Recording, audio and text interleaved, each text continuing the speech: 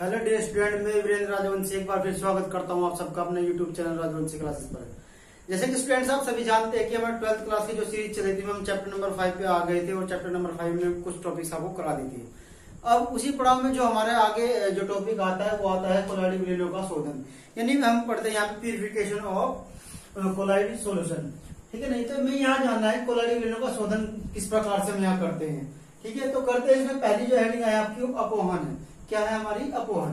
तो अपोहन क्या होता है कि हमारी एक पार्चमेंट मेम्ब्रेन होती है और पार्चमेंट मेम्ब्रेन में जो विलेय पदार्थ की जो अशुद्धियां होती है, इम्प्योरिटीज होती है, उनको हम क्या कर देते हैं? पृथक कर देते हैं, यानी फिल्ट्रेट कर देते हैं। तो उसको हम क्या बोल देते हैं? अपोहन बोल देते हैं। अकॉर्डिंग टू डेफिनेशन के यहाँ पर हम चलेंगे तो यहाँ पे दिया है क्या, देखो, पार्चमेंट झिल्ली द्वारा कोलाइड विलीनों में से विलेय पदार्थों की अशुद्धियों को अलग करना ही क्या कहलाएगा? हमारा अपोहन कहलाता है। ठीक है, नहीं, इन्होंने कहा कि देखो कोलाइड विलीन हमारे हैं, उनमें कुछ इम्प्योरिटीज होती है। उन इम्प्योरिटीज, अब वो इम्प्योरिटीज जो है, यानी जो अशुद्धियां हैं, वो आई कहाँ से?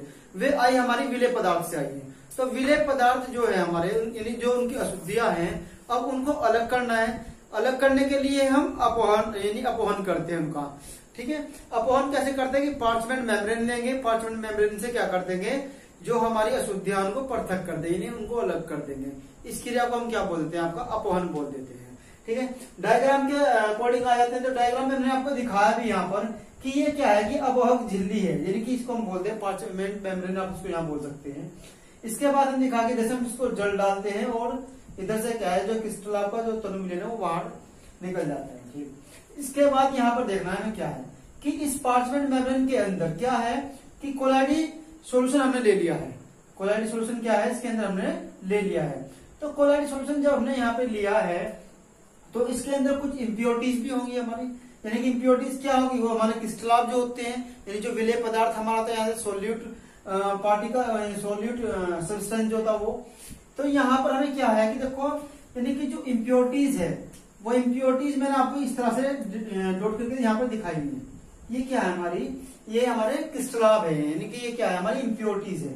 अब इम्प्योरिटीज क्या करती है कि ये पार्चमेंट मेम्ब्रेन से जो है ये बाहर की ओर गति करती है। पार्चमेंट मेम्ब्रेन से होते हुए इनका साइज छोटा होने के कारण क्या होता है? पार्चमेंट मेम्ब्रेन से बाहर आ जाती है।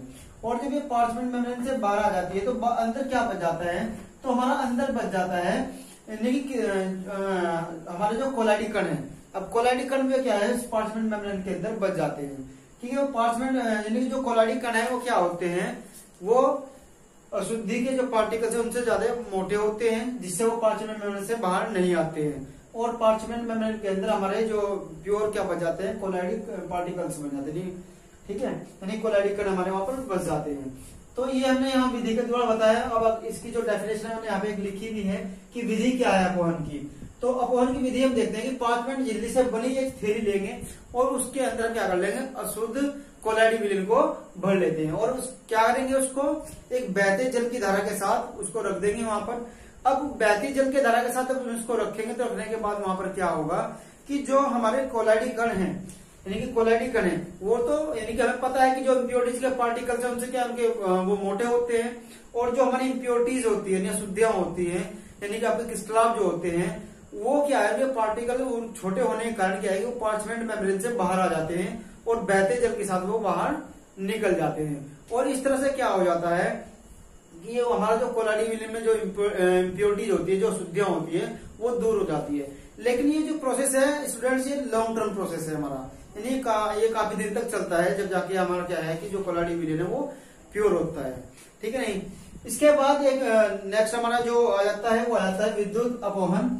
यानी ये भी क्या है कि कोलाइडी विलीन को शोधन की ही एक प्रक्रिया है।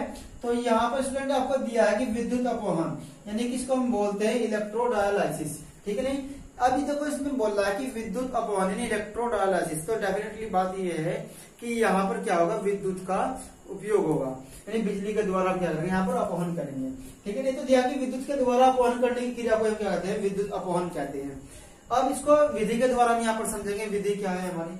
विधि हमने दिया है कि इसमें एक अपोहक पात्र हम ले लेते हैं। अपोहक पात्र जब हम लेंगे उसको पार्चमेंट झिल्ली जो है हमारी, उसकी सहायता से उसको 3 भागों में बांट लेंगे। जो हमारा मध्य भाग होगा उसके अंदर हम क्या भर देंगे, कोलाइडी विलियन भर देंगे।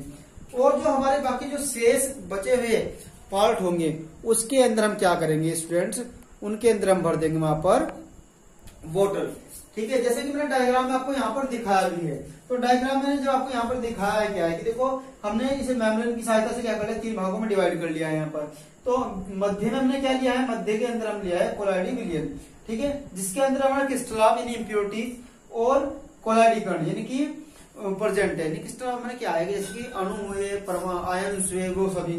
ठीक है नहीं, तो ये हमने इसके पहले क्या करना है हमें कि जो हमारा पात्र होता है उसको 3 भागों में डिवाइड कर लेते हैं और बीच वाले भाग में क्या करते हैं, कोलाइडी विलियन लेते हैं। और उसके जो बाकी जो शेष जो भाग हमारे बचे होते हैं इसमें हम क्या कर लेते हैं, जल ले लेते हैं। ठीक है नहीं, उसके बाद जब हम जल ले लेते हैं तो इस क्या है कि इसके हम अब जहां जिन 2 पात्र के यानी कि पार्ट्स के अंदर हमने जल लिया है, तो जल वाले पार्ट्स में हमें क्या आते हैं, वहां पर हम 2 इलेक्ट्रोड लगे होते हैं। ठीक है, एक और तो एनोड और दूसरी साइड में हमारा होता है कैथोड। ठीक है नहीं, और जब इन इलेक्ट्रोडों के द्वारा हम क्या करते हैं, इसके अंदर इलेक्ट्रिसिटी प्रोवाइड करते हैं।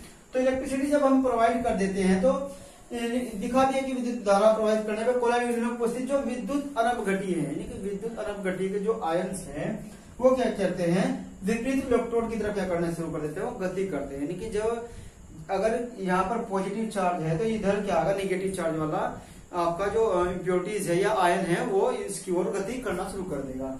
ठीक है नहीं, तो हमने यहाँ पे यही बात बोली है कि जैसे विद्युत प्रवाहित करने पर कोलाइडी विलियन में उपस्थित विद्युत अनपघटी है, विद्युत अनपघटी यानी कि जो आपके क्या होते हैं चार्ज में डिवाइड हो जाते हो जिसके, ठीक है, जिसके सोर्स से हमारी इलेक्ट्रिसिटी क्या हो जाती है, प्रोवाइड हो सकती हो।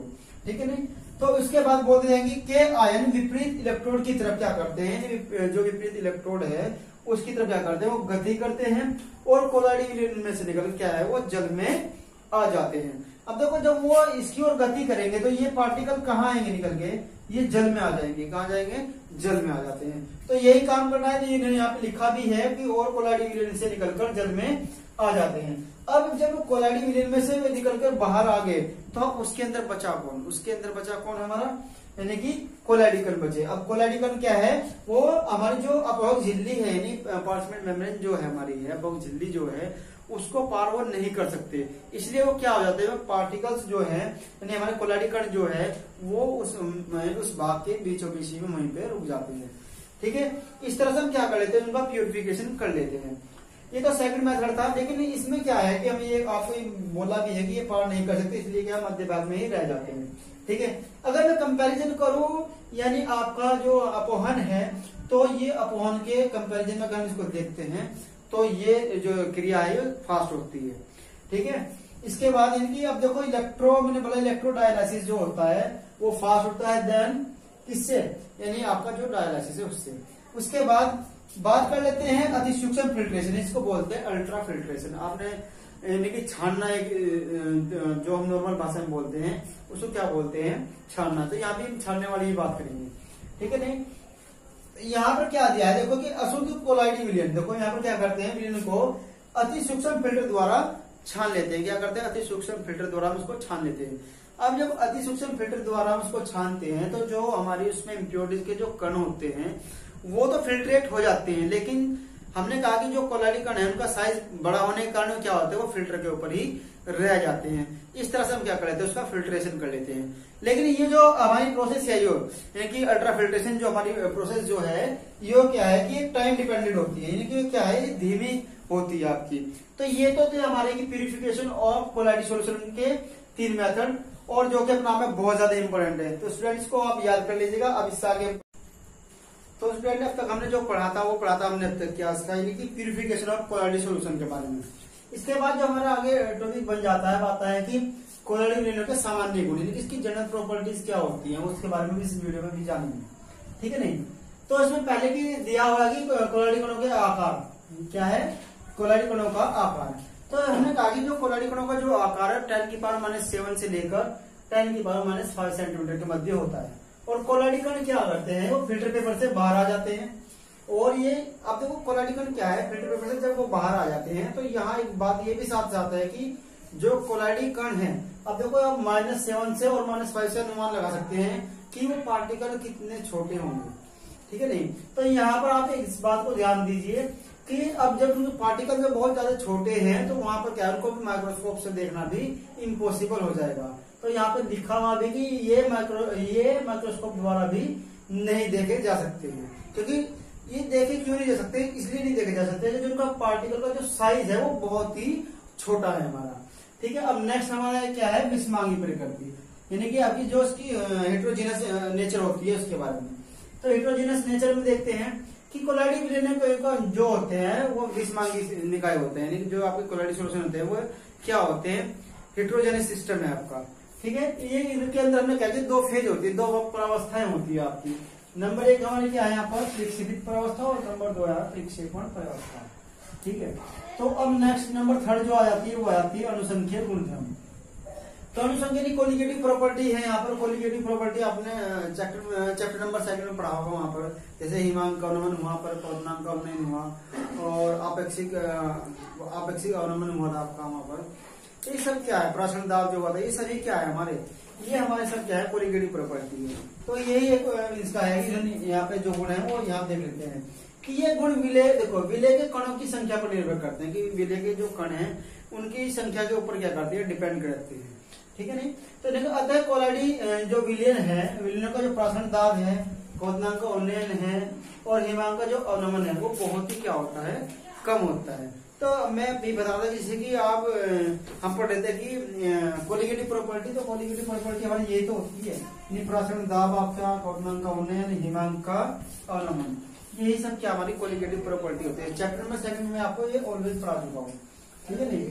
तो अनुसंख्यिक गुणधर्म में मैंने आपको बताया कि इनको जो कणों की संख्या पर निर्भर करते हैं और क्या है कि कोलाइडी विलयन का जो प्राशन दाब है, क्वथनांक का उन्नयन है और हिमांक का जो अवनमन है वो क्या होता है, बहुत कम होता है।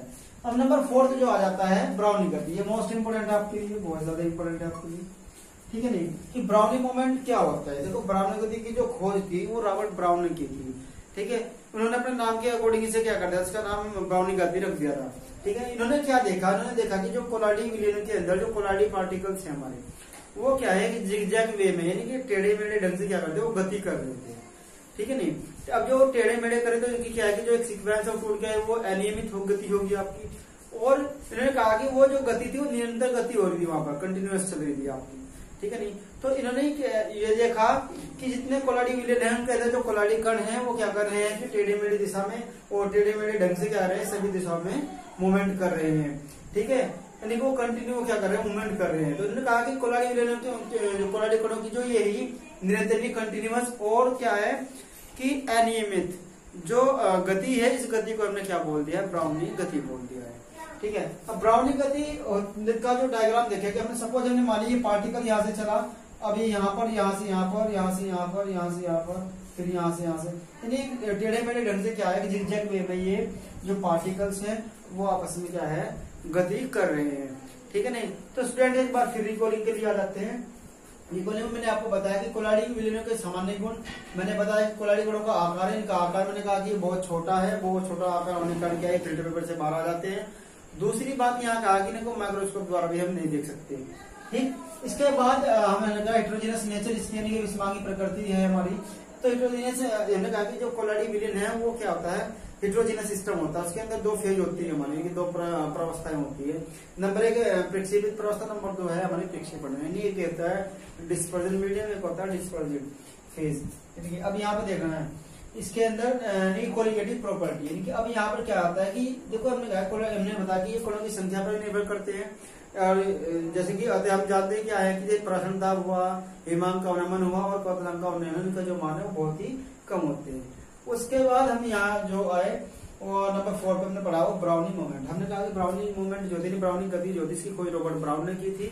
और रॉबर्ट ब्राउन ने देखा था कि जो कोलाइडी विलयन है उसके अंदर जो कोलाइडी पार्टिकल्स है वो हमारे क्या है, एक निरंतर टेढ़े मेढ़े ढंग से क्या करते थे, वो गति कर रहे थे। और इनकी इस गति को उन्होंने क्या बोल दिया था, आपकी ब्राउनी गति बोल दिया था। मैंने यहाँ पर डायग्राम भी बना के आपको दिखाया है, ये है ब्राउनी गति का डायग्राम। अब देखो स्टूडेंट्स, जो मैंने अभी आज आपको पढ़ाया, मैंने आपको पढ़ाया कि प्यूरिफिकेशन कैसे करते हैं कोलाइडी सॉल्यूशन का, और साथ में उनके सामान्य गुण मैंने आपको पढ़ा चुका हूँ। और आशा करता हूँ कि आप सबको जो मैंने आज पढ़ाया अच्छे से समझ में भी आया होगा। अगर यदि आपको अच्छे समझ में आता है तो इस वीडियो को लाइक, शेयर और कमेंट करके मुझे बताएं कि वीडियो आपके लिए कैसा रहा ये। ठीक है, साथ ही स्टूडेंट्स आप क्या है कि चैनल को जरूर सब्सक्राइब कर लें, कि सब्सक्राइब से ये होगा कि देखो जैसे कि मैं नया वीडियो अपलोड कर देता हूँ तो आपको उसका नोटिफिकेशन मिल ही जाता है। ठीक है, और एक बेल आइकन वहां पर साथ में पास में होगा, उसको प्रेस जरूर कर लीजिएगा। ठीक है, इससे क्या होगा, जैसे आप यूट्यूब का यूज करते हैं तो वहां पर आपको वीडियोज आपके सामने होंगी। ठीक है, धन्यवाद।